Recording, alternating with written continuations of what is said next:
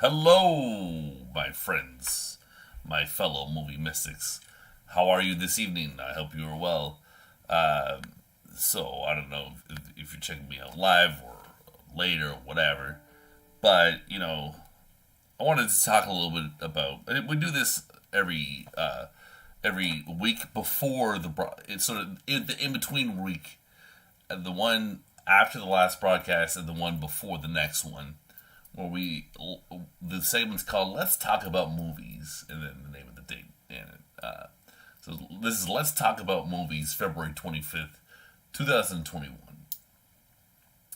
So here we are on the Mystic and Zephyr page on the CKCU FM website. If you go to the main page, you go to ckcufm.com. You just press programs and you scroll down Wednesday and lickety split right here. And I want to tell you something. I haven't written the little tease yet. I will though soon enough. But basically, I'm going to tell you the title of the next broadcast. So back last year. Oh my God, it's been a year. Almost a year. We had Berlin Alley Vibes on March 5th, and this broadcast is coming out March 4th. And it's going to be called, so there's Berlin Alley Vibes, then Mystically and Severely Sorry. This is like the only time I wasn't able to make a broadcast, and it was simply because nobody was doing broadcasts because of coronavirus. So Berlin Alley Vibes, Berlin Alley Dramatic, Berlin Alley Comedic, and Berlin Alley Retrospective. I wanted to make it really easy to find my Berlin broadcast. It's just so you would know immediately what it was going to be about. I love my TIFF broadcast in 2019, but you can see that they're really long titles, and there's really no way, other than this one, to know that it's TIFF stuff. But which is good, bad, or lukewarm, but for whatever reason, I wanted you to know that I had gone to Berlin, and this is the result of that. So 4 broadcasts came out of that. So this year it's different because I am doing a lot of stuff for Berlin. I'm watching a lot of movies. I watched a miniseries. I've been watching a lot of stuff, and I've been doing interviews too, actually. But I'm not officially accredited. So what do I have to call it? Obviously, it's Berlin Alley Lo-Fi Vibes. And then the second part, after the dash, I haven't figured that out yet. But I thought that was fun. Berlin Alley Lo-Fi Vibes. You get that a year later. Huh? Oh, ho, ho, ho, ho, ho, ho, ho. Huh? So, besides Berlin coverage, I've actually got a lot of other stuff to cover in this broadcast. And I thought, since I've been reviewing Blu-rays I got for Black Friday, it would be fun to mix it up and just review other Blu-rays I own and link them in terms of themes, so 2 comedies or 3 horrors or whatever it is. So what I'm doing for this one is, when I picked up Zombie 5 Killing Birds, then I finished the series, owning the series. I've got Zombie 2, 3, 4, and 5. And if you don't know, Zombie is what they call Dawn of the Dead in Italy. And then they sort of cashed in on it years and years afterwards. So, because I've got Zombie 5, I thought it'd be fun to review Zombie 2, 3, and 4, and 5 all together. So, because that's the thinking. I thought it'd be fun for this stream to watch some of the trailers. So in my Bruno Mattei stream, we watched the trailers for Zombie 3 and 4. So that's out. But let's watch the trailer for Zombie 2 or Zombie 1, whatever you want to call it, or Zombie Flesh Eaters, and then Zombie 5 Killing Birds, just to see how different they are. And just for fun. So here it is, the Zombie trailer.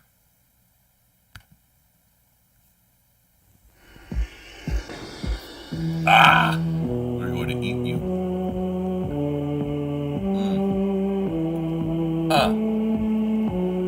finest films, one of the finest genre films, one of the finest horror films, one of the finest films, man. Blue Underground, they keep upgrading this Blu-ray.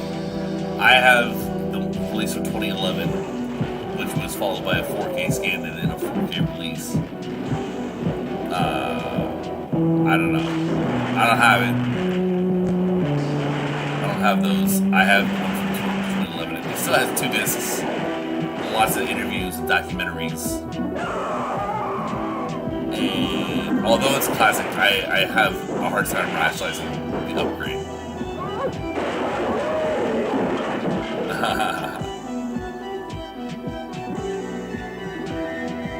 So atmospheric. So batshit crazy. Oh. You gotta see when he goes for the neck.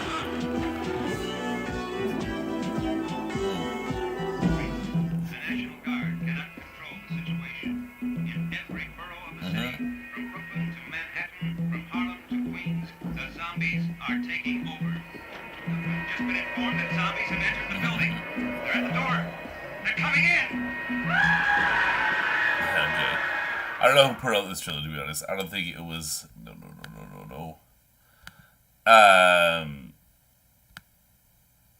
Let me see. Own it on DVD or Blu-ray. So this could be the Blue Underground thing. Let me see. Oh, okay. So this is the 4K scan, but not the 4K. So the new 4K restoration thing is a little misleading. Anyways, I don't own that version. Enough about that. But what I do own is Zombie 5 Killing Birds. So let's peep this trailer.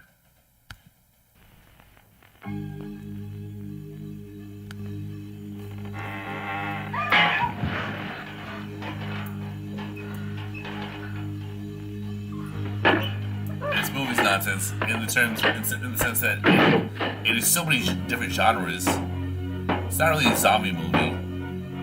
The birds are there for like in terms of atmosphere and theme.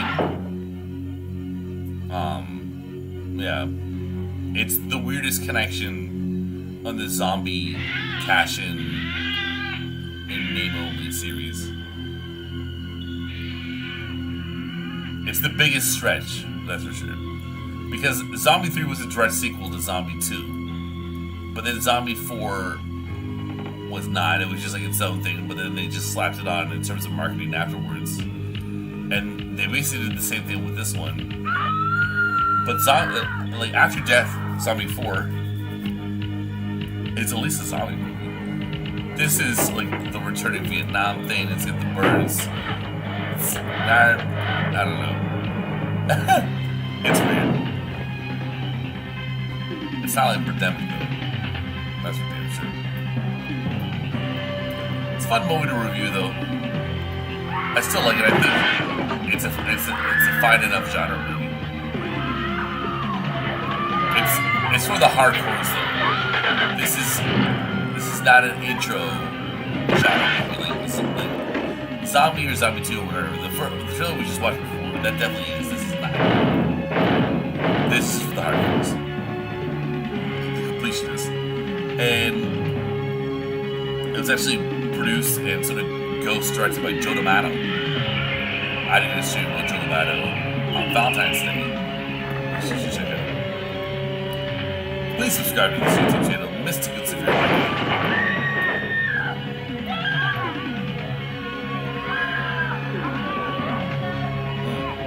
Yummy.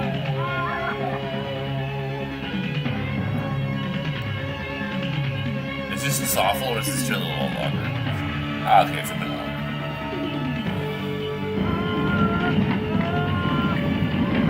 The music's cool too.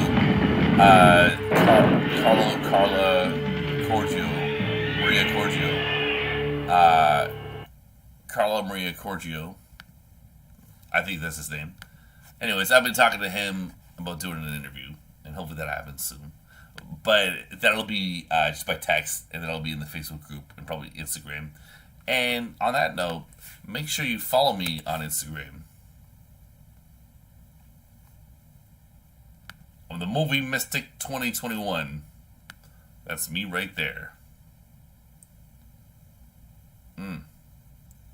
Oh, great images. And for those reviews of Zombie and Killing Birds, if you missed the broadcast, or if you're just more of a reader, you catch me on Letterboxd, Movie Mystic. I've got a lot of reviews. Look at this. These are all my Blu-ray reviews. Here are the tags. Oh, man. That's a mistake. This is not a Blu-ray.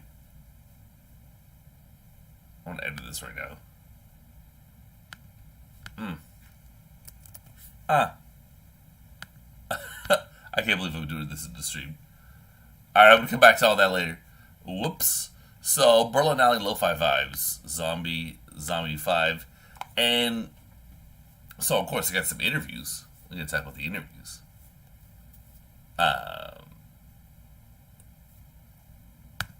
Sam Deegan. So, if you don't know, I interviewed Sam Deegan before. Sam Deegan, Michael O'Keefe. We did a fun interview about The Tenant, a movie by Roman Polanski she's very passionate about. And you should peep it. And it was on, what broadcast was that on? It was early 2020. Pre-coronavirus. I'm pretty sure. It was, more people who talk movies. Yeah.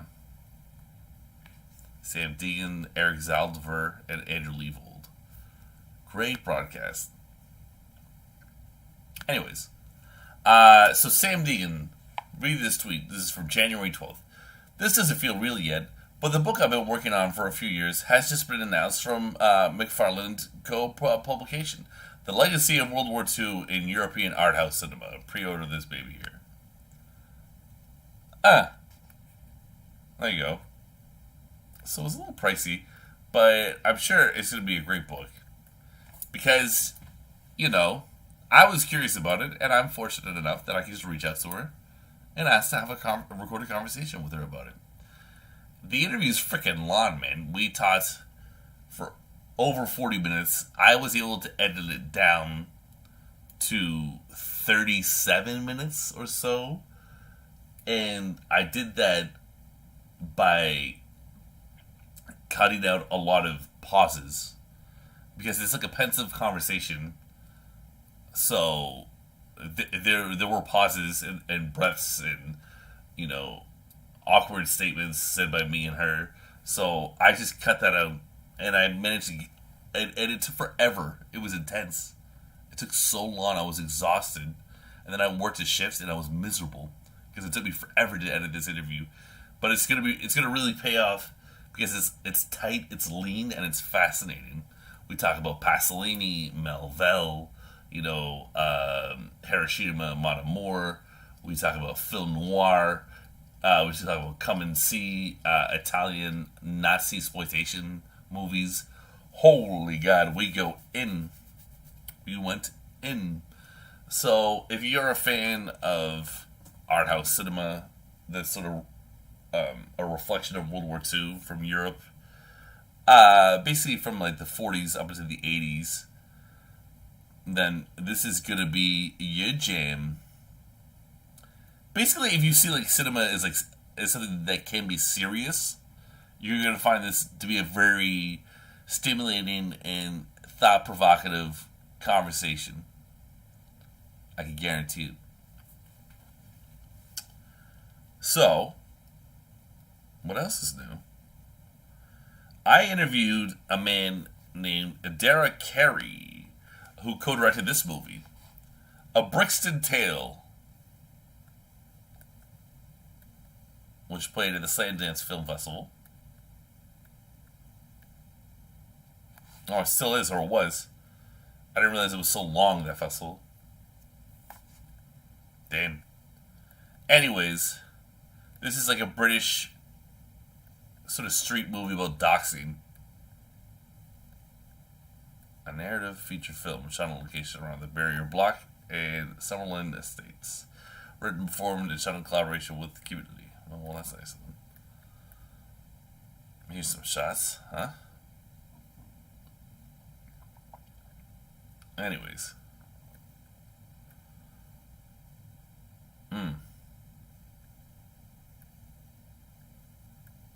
What is this text sheet? Cass. T.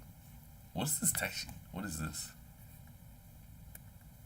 Technical sheets. Oh, I see. Alright. So, yeah, that interview is like under 50 minutes. It's a good time. It's all with the European stuff in this broadcast. It's so Eurocentric. With Sam Deegan. Well, granted, Sam is from Philly. But we're talking about these, high art movies. We've got the Italian zombie series. Oh my god. And then Sam's book, A Brixton Tale. And this I have not announced on social media yet. But I did a bunch of interviews for European Shooting Stars 2021. Which is very exciting. So, basically, what is European Shooting Stars? What is European Shooting Stars, you might be asking?